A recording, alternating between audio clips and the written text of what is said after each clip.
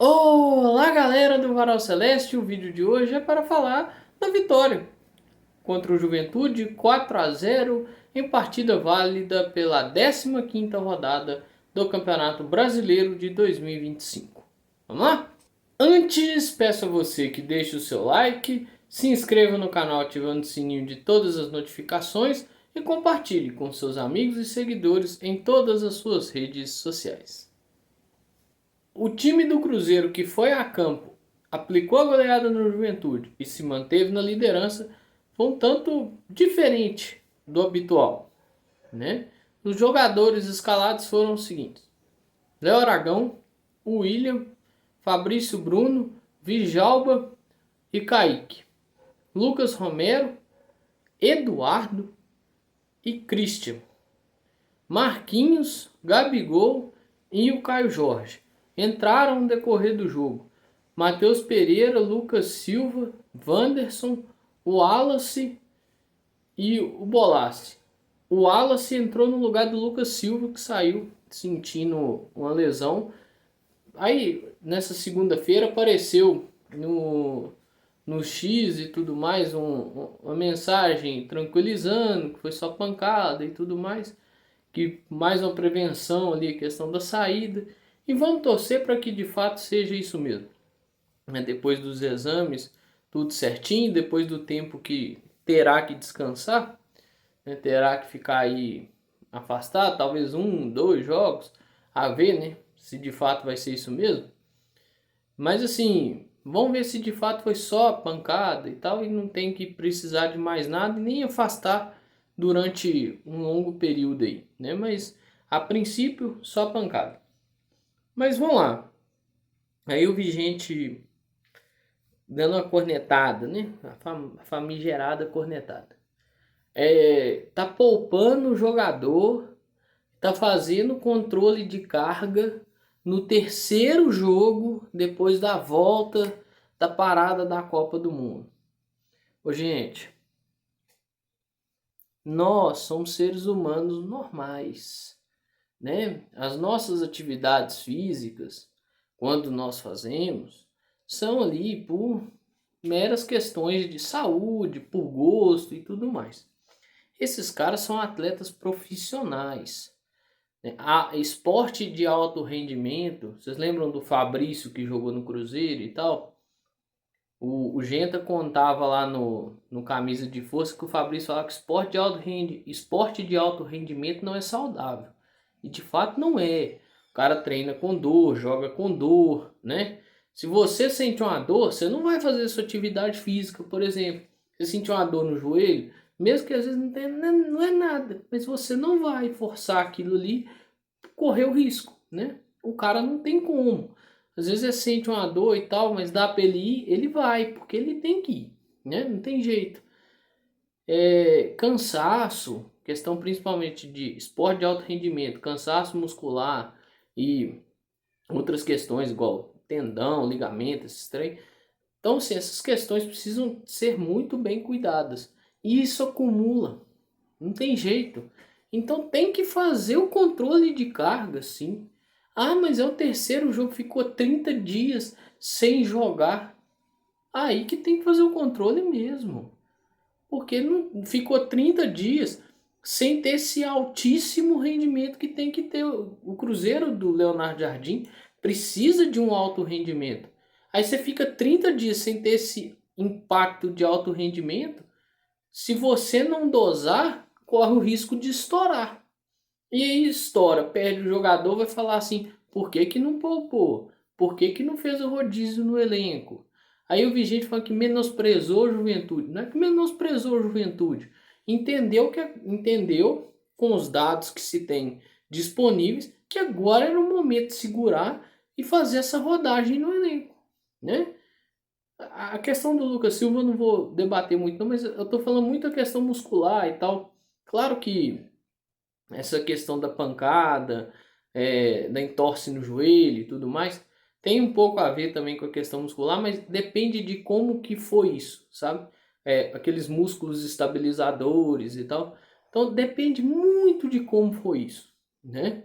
Mas assim, outras coisas, por exemplo, distensão muscular, estiramento, problemas mais sérios no músculo, você evita fazendo essa rodagem. E entendeu que era o momento de fazer isso, né? Você não pode ficar 30 dias sem fazer algo de altíssimo rendimento e voltar querendo render igual você rendia antes.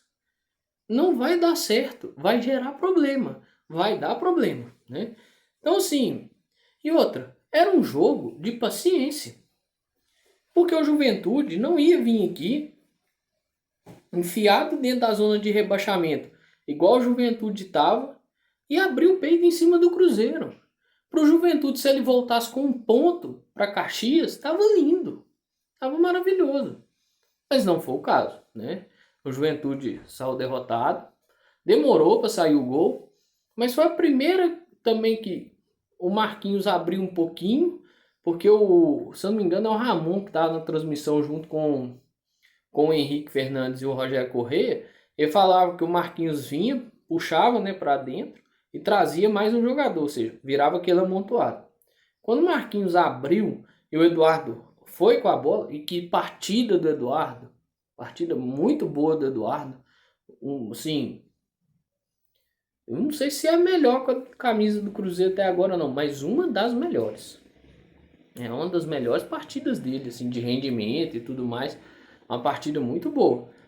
Mas a primeira que o Eduardo vai com a bola, em vez de, né, pega a bola ali e ele dá todo o jeito que ele vai tentar um cruzamento, um lançamento a cavada, alguma coisa, e depois ele toma a decisão de arrancar e o Marquinhos abre, já clareia muita coisa.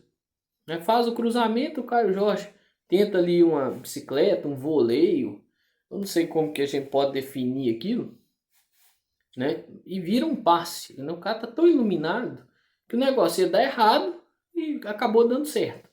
Virou um passe, o time de Juventude tá pedindo impedimento, coisa que não tava. Nem o Caio, nem o Christian. Né? Num primeiro momento, assim, na câmera normal você pode até achar, mas não tava. Não, o Reginaldo dava total condição ali pro Caio Jorge. E esse gol ele dá uma destravada. Ele sai ali por volta dos 37, 38 do primeiro tempo, né? E o Cruzeiro com 5, 6 do segundo já faz o segundo gol. E aí que destrava mesmo o jogo, né? O zagueiro Juventude não podia fazer a falta no Caio Jorge. O Caio Jorge gira, ganha, vai embora, chega, faz o cruzamento. O Gabigol vem e escora 2-0. E ainda teve o pênalti. É um pênalti sem querer, mas é aquela velha história que os comentaristas de arbitragem colocavam, né? Ah, sem querer também é falta. Sem querer também é pênalti, né? O cara pisa no pé do Caio Jorge, erra a passada, né? Pisa no pé do Caio Jorge. Pênalti, o Gabigol faz seu segundo gol no jogo. O Caio Jorge aí com participação ativa nos 3 primeiros gols, né? 2 assim, de forma muito ativa mesmo, né? Dando passe e tal, dando assistência. O outro, estando presente, sofrendo pênalti, né? E o Gabigol convertendo. Muito bom ver o Gabigol marcar gols, né? E o quarto gol sai na jogada de bola parada, um toque ali, eu acho que foi até o Wanderson que faz o cruzamento, né?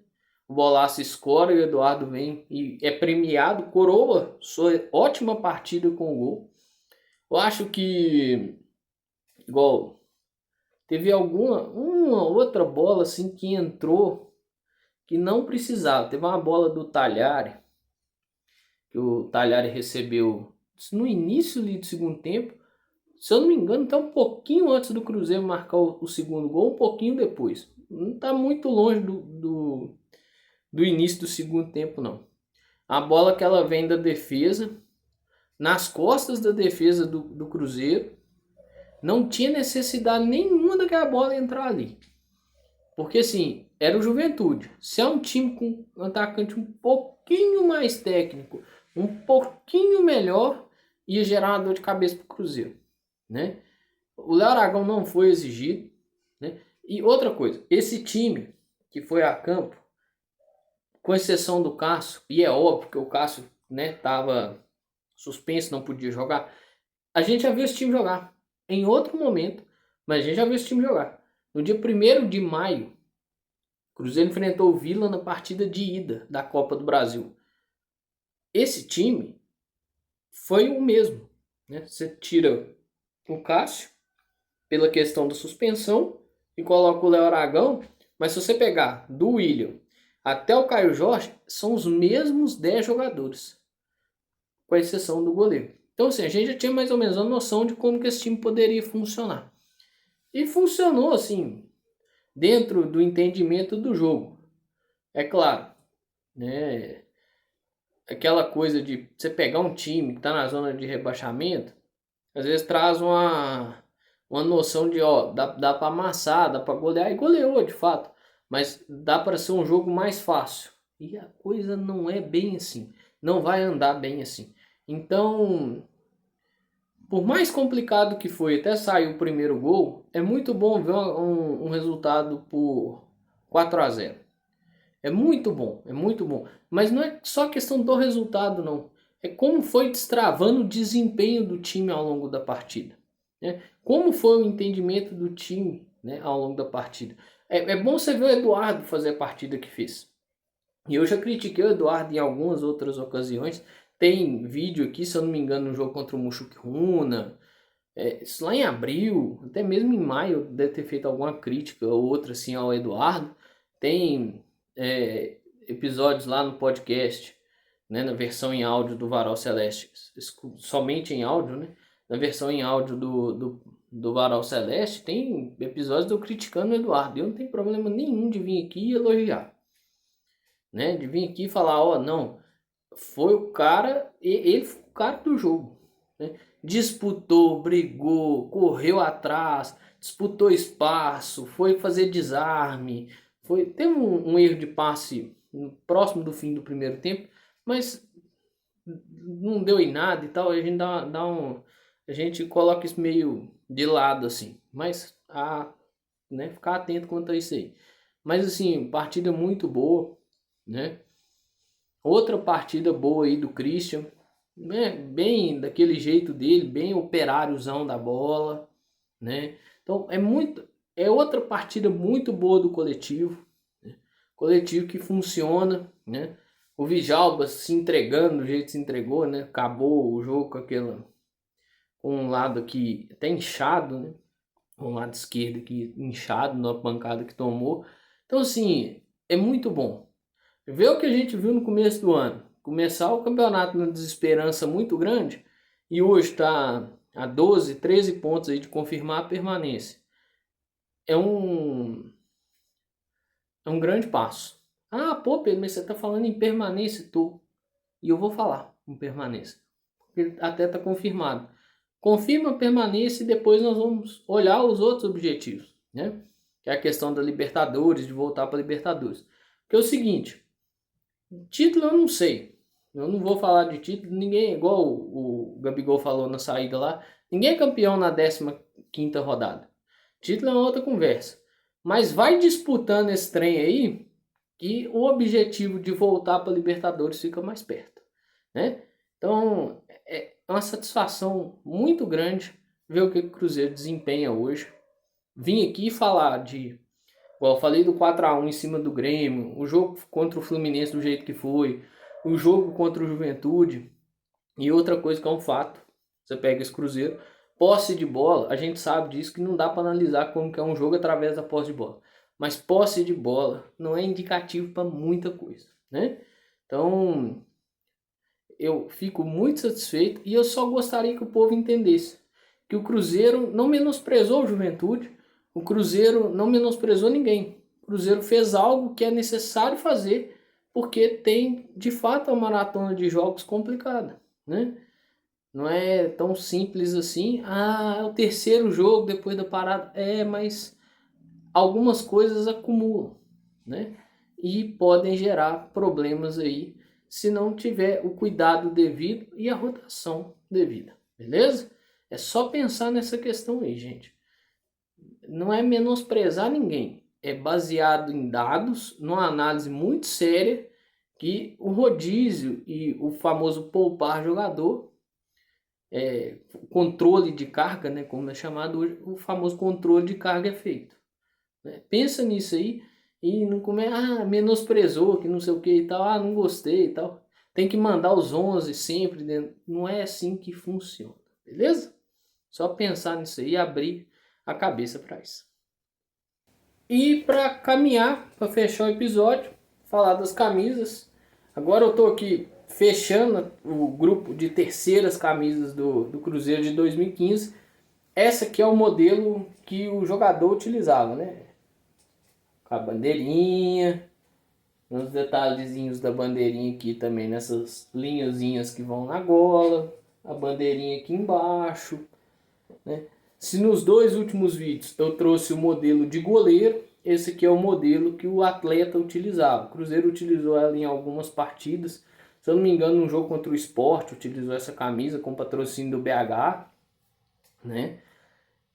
Então, assim, tá fechado esse ciclo aí da coleção da Pênalti, lá, né, das terceiras camisas e tudo mais.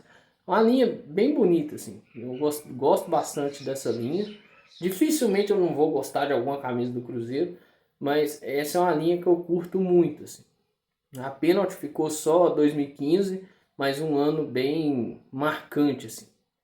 E a camisa que eu tô vestindo é a camisa de 2021 de treino dos atletas, né? Essa camisa e essa aqui eu comprei na loja do clube, viu? Só para encurtar essa conversa de onde eu adquiri essas camisas. Essa camisa de 2021, igual eu falei no último vídeo, geralmente eu tento trazer algo relacionado à coisa que eu vou falar no vídeo e tal. Dessa vez eu deixei para falar nesse momento.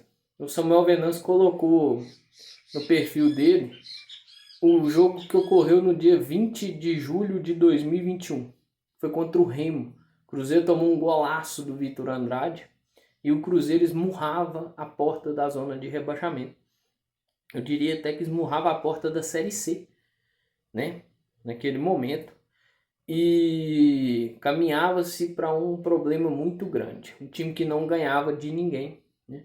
E o Mozart Santos, que era o treinador na época, fazia os seus famigerados bingos da escalação, né? Até brincava naquele período que era o bingão do Mozão, né? Que, cara, eram as escalações muito, assim, sem sentido algum.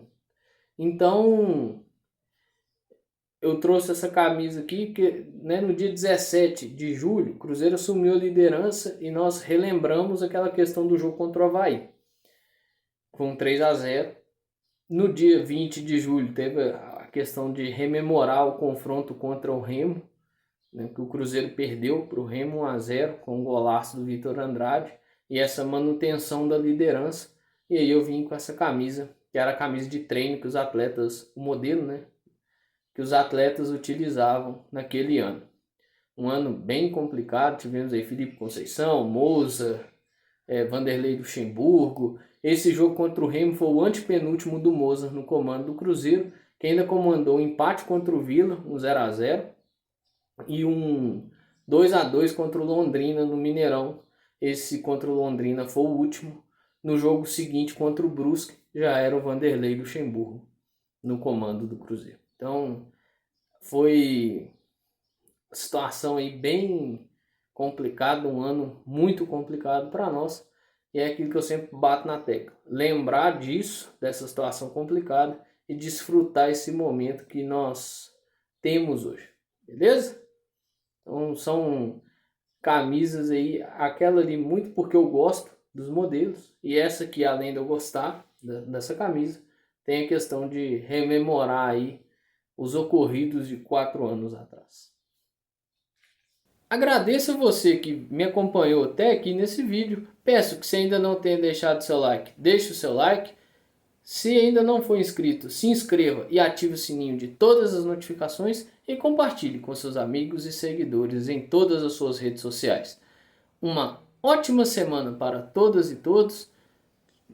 Um ótimo jogo contra o Corinthians e que nós tenhamos um bom desempenho e um excelente resultado.